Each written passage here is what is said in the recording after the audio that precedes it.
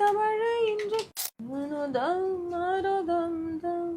ரீசெண்டா தகலைஃப் திரைப்படத்துடைய ஆடியோ லான்ச்ல சின்மை அவர்கள் பாடின முத்தமழை பாட்டு ரொம்பவே வைரல் ஆகிருக்கு. இதை தொடர்ந்து சின்மை அவர்களை ஏன் இப்படி தமிழ் சினிமாவில இருந்து தடை செஞ்சிருக்காங்க, அவங்க இந்த பாட்டை எவ்வளவு அருமையா பாடிருக்காங்கன்னு ரசிகர்கள் எல்லாரும் அவங்களுடைய கருத்துக்களை தெரிவிச்சுட்டு வந்துட்டு இருந்தாங்க.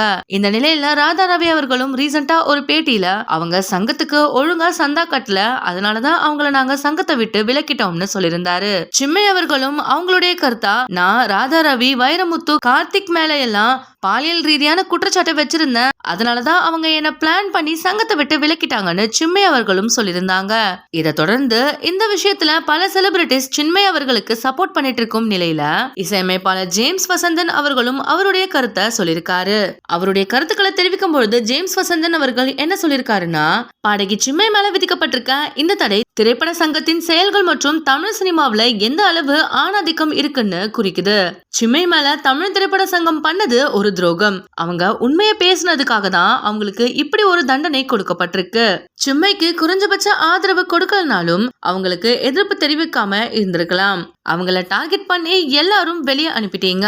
நீங்க எல்லாம் ஆம்பளைங்களா? கோழைகள் எல்லாம் சங்கத்துல உட்கார்ந்து இருக்கிறது தான் இதுக்கெல்லாம் காரணம்னும் ஜேம்ஸ் வசந்தன் அவர்கள் சொல்லிருக்காரு.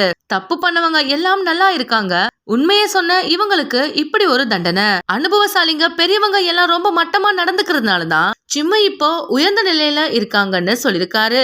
இந்த வீடியோ உங்களுக்கு பிடிச்சிருந்தா லைக் அண்ட் ஷேர் பண்ணுங்க. இந்த வீடியோ பத்தின கருத்துக்களை கமெண்ட்ல சொல்லுங்க. மேலும் இந்த மாதிரியான ட்ரெண்டிங் மற்றும் சினிமா செய்திகள் பாக்குறதுக்கு நம்மளுடைய GLV ஸ்பாட்லைட் சேனலை சப்ஸ்கிரைப் பண்ணிக்கோங்க.